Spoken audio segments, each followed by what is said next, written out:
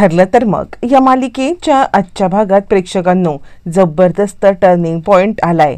खूप मोठं सत्य तर मधुभाऊंनी सांगितलंय, पण दुसऱ्या क्षणाला एक वेगळा प्रकार घडला। मैनावती आणि सदाशिव हे आता चोरी करून घरातला माल पळवून घेऊन चाललेत आणि अर्जुन सायलीने त्यांना रंगे हात पकडले आणि त्याच पकडल्याबरोबर अजून एक सत्य सगळ्यांच्या समोर आले। नक्की काय घडले पाहू। इकडे अर्जुन सायली मंदिरामधून परत आलेले आहेत। ज्या वेळेला ते मंदिरामधून परत येतात त्यावेळेला डॉक्टरांना ते विचारतात काय झालं, मधुभाऊंची तब्येत आता स्टेबल आहे ना। यावरती डॉक्टर सांगायला लागतात म्हणजे आधीपेक्षा त्यांच्या तब्येतीमध्ये बऱ्यापैकी सुधारणा आहे आणि कोमामध्ये असलेल्या पेशंटची वरती खालती तब्येत होणं हे अगदी म्हणजे ठीक आहे असं होतं। यावरती मग आता अर्जुन म्हणतो पण आधीपेक्षा यांची तब्येत, यावरती डॉक्टर सांगतात हो आता थोडेफार ते स्टेबल आहेत आणि आता चिंता करायची काहीच गरज नाहीये। मग आता सायली खूपच खुश होते। अर्जुन त्यांना काही प्रश्न विचारतो। डॉक्टर म्हणतात तुम्ही बाहेर या, आपण त्या विषयावरती बाहेर बोलूया। असं म्हटल्यावरती मग आता इकडे सायली सांगते मी जरा मधुभाऊंच्या इथे थांबते। असं म्हणत ती मधुभाऊंच्या इथे थांबते आणि मधुभाऊ हे बघा हे जे काही वागलात ना हे मला अजिबात नाही पटलं। याच्या पुढे स्वतःला त्रास करून घ्यायचा नाहीये।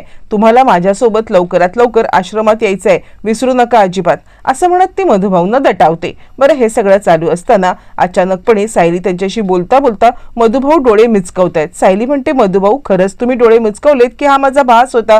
बोला ना मधुभाऊ, तुम्ही मला काहीतरी हिंट द्या ना। असं म्हणत ती आता प्रश्न विचारायला लागते आणि मधुभाऊ खरंच आता इकडे डोळे मिचकवायला लागतात आणि मग मात्र सायलीला विश्वास बसतो की मधुभाऊ माझ्या बोलण्याला रिस्पॉन्ड करत आहेत आणि मधुभाऊ मी जे काही बोलते त्याबद्दल आता डोळे मिचकवतायत। तिला आनंद होतो। ताबडतोब मधुभाऊंना ती आता पुन्हा बोलते सांगा ना माझं बोलणं तुम्हाला समजते ना, तुम्ही डोळे मिचकवून हो म्हणताय ना।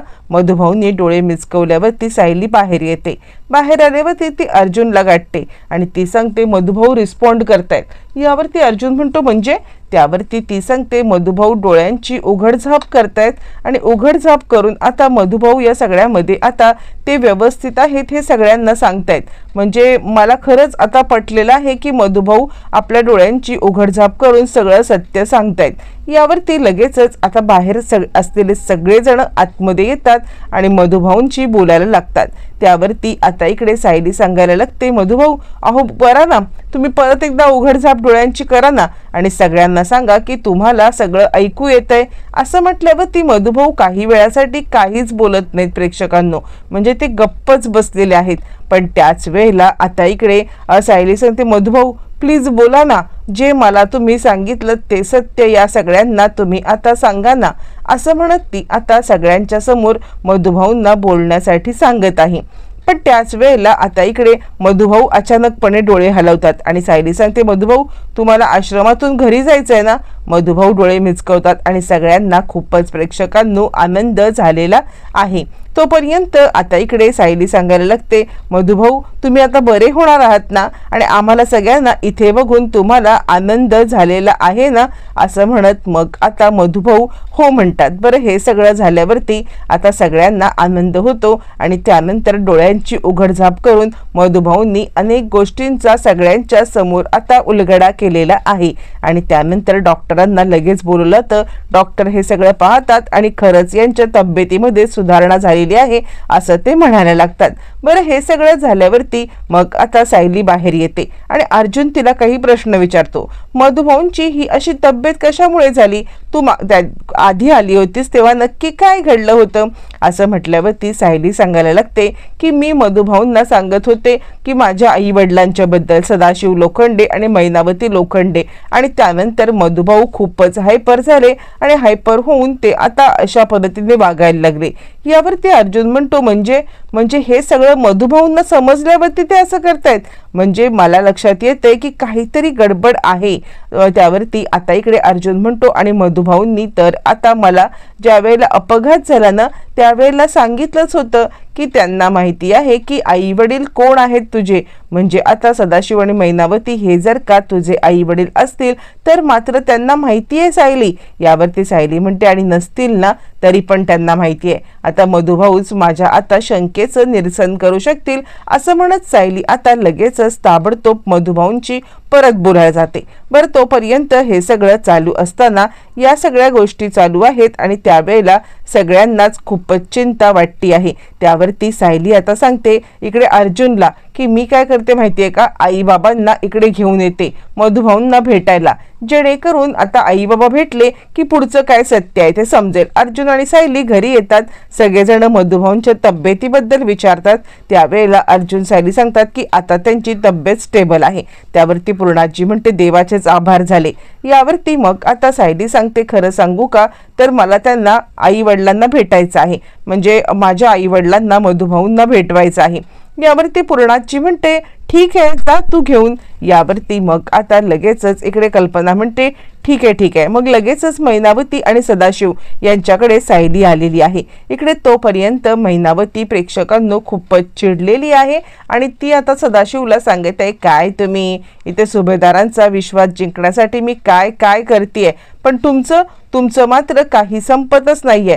सुभेदारांचा विश्वास आता तुम्ही जिंकण्याच्या पेक्षा सुभेदारांच्या मनामध्ये आपला विचित्र स्थान करून ठेवलेत। तुम्ही काय जेलमध्ये गेलात, काय दारू प्यायलात। यावरती आता इकडे सदाशिव चिडतो आणि गप मैने सारखं आपलं तेच बोलू नको, आता पुढे काय करायचंय ते ठरव। यावरती ती सांगते पुढे काय करायचंय म्हणजे मोठ्यात मोठा हात मारून इकडून पळून जायचं। तितक्यात तिकडे सायली आले आणि हे दोघं जण त्यांचं बोलणं शांत करतायत। त्यावरती सायली म्हणते काय झालं आई बाबा। त्यावरती मैनावती म्हणते नाही काही नाही तू बोल ना। त्यावरती मग सायली सांगायला लागते की चला मधुभाऊंची आणि तुमची आज मी भेट घडवणार आहे।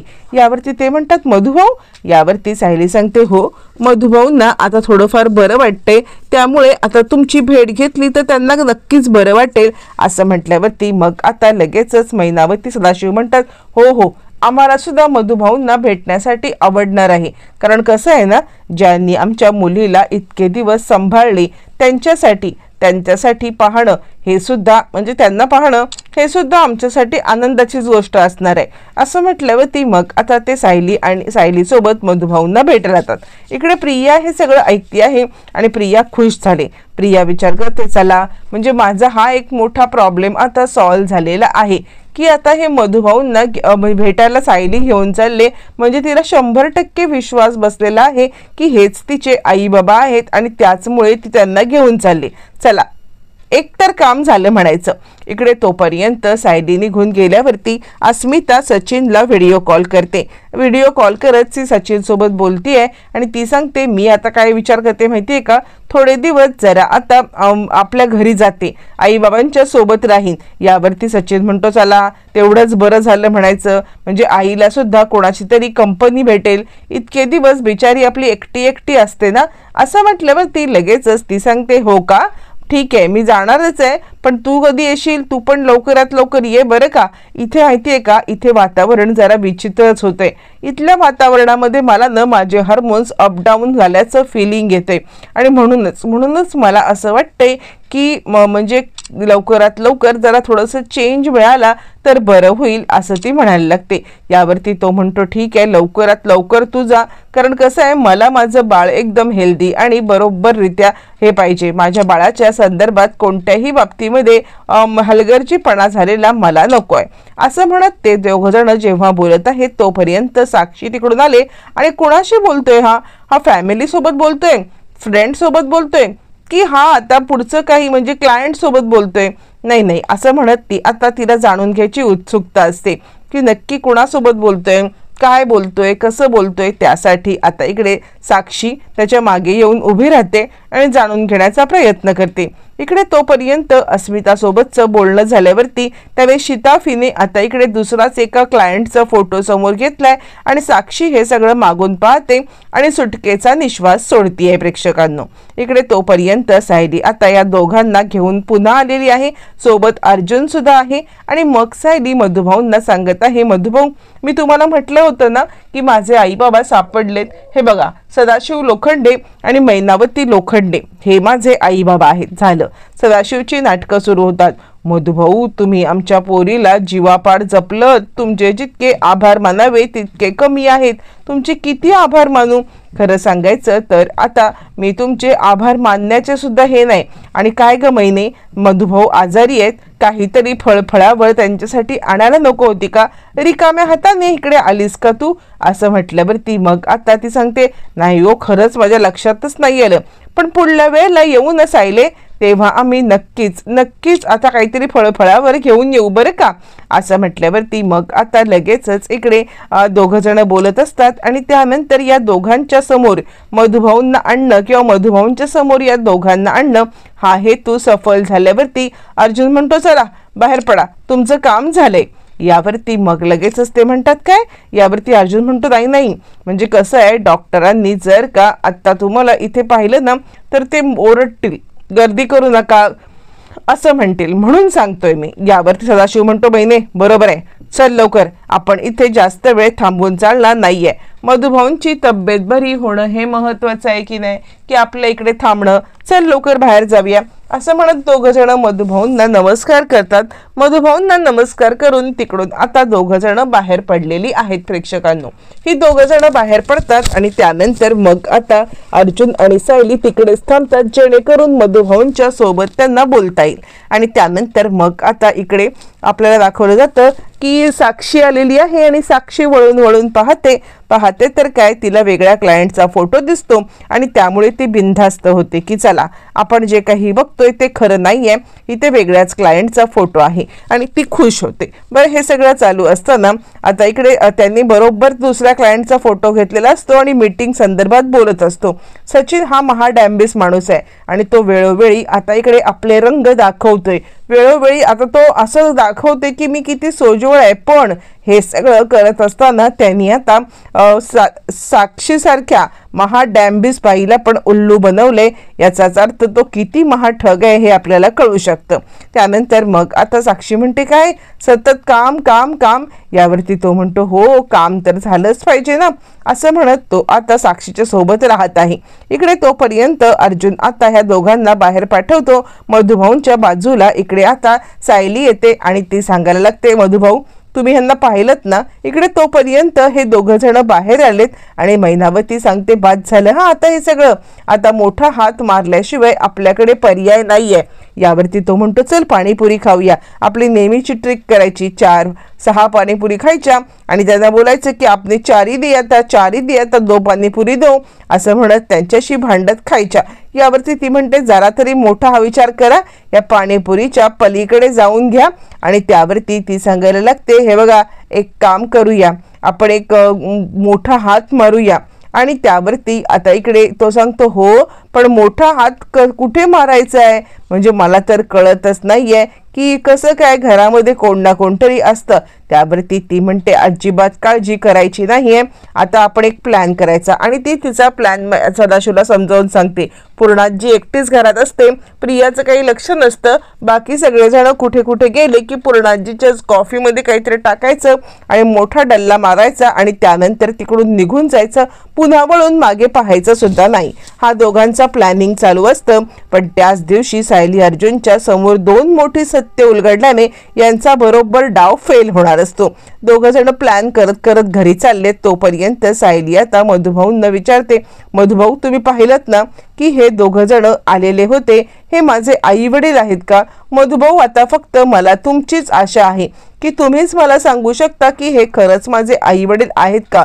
मधुभाऊ हे जर का माझे आई वडील नसतील तर तुम्ही डोळे मिचकावा. आता सायली ज्या वेळेला हे सगळं विचारतीये त्यावेळेला मग आता इकडे मधुभाऊ डोळे मिचकावतायत. अर्जुन सायलीला हिंट मधुभाऊंनी प्रेक्षकांनो ऑलरेडी दिलेली आहे.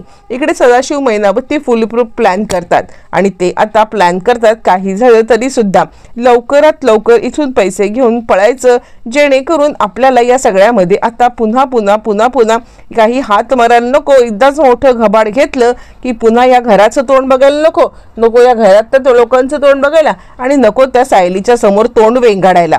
मग त्यांचा प्लॅनिंग ठरत असतं आणि आजचाच दिवस आहे, याच दिवसाला आपण आता फुल ट्रू प्लॅनिंग करायचं आणि या घरात जेवढं आहे नाही तेवढं सोनं कॅश ही सगळी लुटून न्यायची, हे दोघांचं प्लॅनिंग ठरतं. त्यावरती तो म्हणतो, हे तर सगळं ठीक आहे पण तिजोरीच्या चाव्यांचं काय? मैनावती म्हणते, मला वाटलंच होतं, तुम्हाला कुठचीच गोष्ट काही कळणार नाहीये, त्यामुळे तो पण बंदोबस्त मी करून ठेवलेला आहे. तिजोरींच्या चाव्यांचं काय करायचं ही सुद्धा गोष्ट माझ्याकडे आहे. यावरती तो म्हणतो, चला काहीतरी केलंसच तू म्हणायचं, चला चला लवकर लवकर आपण आता कामाला लागूया. मग दोघं जण धावत पळत घरी आलेले आहेत आणि पुढचं त्यांचं काम आता सुरू करतायत. बरं, हे सगळं चालू असताना आता इकडे मधुभाऊंनी सायली अर्जुनला हिंट दिले. मधुभाऊंनी ज्या वेळेला ते माझे आई वडील आहेत का मधुभाऊ, तुम्ही नसतील तर डोळे मिचकवा असं सांगितल्यावर त्यांनी डोळे तर मिचकवलेले आहेत. त्यामुळे सायलीच्या समोर आता खूप मोठं सत्य आलेलं आहे आणि मधुभाऊ मुळात रिस्पॉन्ड करतायत ही तर चांगली गोष्ट आहे. आणि रिस्पॉन्ड करता करता त्यांनी आता आपलं सत्य, आपला भूतकाळ समोर आणले, ही सुद्धा तिच्यासाठी खूप आनंदाची गोष्ट आहे. सायली खूपच खुश असते. अर्जुन सर बघा ना, अर्जुन सर बघा ना, मधुभाऊ डोळे मिचकवतायत, मधुभाऊ डोळे मिचकवतायत. बोला मधुभाऊ, परत एकदा तुम्ही मला हिंट द्या, सदाशिव आणि मैनावती माझे आई वडील आहेत ना की नाहीत? नाहीत म्हटल्यावरती मधुभाऊ डोळे मिचकवतायत आणि सायलीला फायनली हिंट मिळालेली आहे. मधुभाऊंनी खूप मोठं काम आता सायलीचं केलंय आणि सायलीच्या डोळ्यामधून अश्रू वाहायला लागलेत. बघितलं मी तुम्हाला सांगत होते की ते माझे आई वडील नाही आहेत, मी सांगते पण तुम्ही माझं काहीच ऐकत नाही आहात असं म्हणत सायली आता खूपच हळवी होते आणि रडायला लागते. त्यावरती अर्जुन म्हणतो, चिंता करू नकोस, तुझं जे काही हे सत्य आहे ना ते सत्य मला आता कळलंय. आता काहीही झालं तरी या सदाशिव आणि मैनावती यांना मी काही सोडत नसतो. लवकरात लवकर धडा शिकवायची वेळ आलेली आहे. त्यावरती आता इकडे सायली बिचारी रडते. तिला इतका आनंद झालाय ते आपले आई वडील नाहीत म्हटल्यावरती. आणि त्यानंतर ती सांगते, बघितलं ना, आतापर्यंत माझे आई वडील समजून त्यांच्या अनेक चुका आता पोटात घालत गेलो, पण आता जर का आपल्याला सत्य समजले तर त्यांच्या चुका आपण पोटात घालायच्या नाहीयेत. त्यांना धडा शिकवायची वेळ आता आलेली आहे. काहीही झालं तरी सुद्धा त्यांना धडा शिकवल्याशिवाय मी गप्प बसणार नाही. अर्जुन म्हणतो, काळजी करू नकोस, मी तुझ्या सोबत आहे असं म्हणत अर्जुनने आता या सगळ्यामध्ये इकडे सायलीची साथ द्यायचं ठरवलंय. आणि फायनली आता इकडे त्या दोघांना घराबाहेर काढायच्या आधी धडा शिकवायचा म्हणून हे दोघं जण घरी आलेत. पण या दोघांच्या आधीच ती दोघं हुशार सदाशिव मैनावती ही हुशार माणसं आता इकडे आपलं काम करतायत आणि ते काम म्हणजे आता चोरीचं काम करत असताना त्यांनी दोघांनी पूर्णाजीच्या कॉफीमध्ये आता इकडे भरपूर सारी औषध टाकल्यावरती पूर्णाजीला झोप आले. पूर्णाजी आता आपल्या रूममध्ये नेऊन त्यांनी झोपवलंय. तितक्यात अर्जुन सायली घरी आलेत. पूर्णाजी कुठे आहे तर अस्मिता सांगते, पूर्णाजी तिच्या रूममध्ये इतक्या लवकर झोपली. आणि त्यानंतर मग आता पूर्णाजीच्या पाहण्यासाठी हे दोघं आत यायला निघतात. त्याच वेळेला सदाशिव आणि मैनावती हे दोघं जण आता तिकडून दागदागिने पूर्णाजीच्या रूममधून घेऊन पळतायत. पण या दोघांना पळताना सायली पाहते आणि त्यांचा पाठलाग करते. सायली पाठलाग करत दोघांना पकडते. फायनली ह्या दोघांचं सत्य समोर आले. सदाशिव मैनावती चोरी करताना पकडले गेलेले आहेत.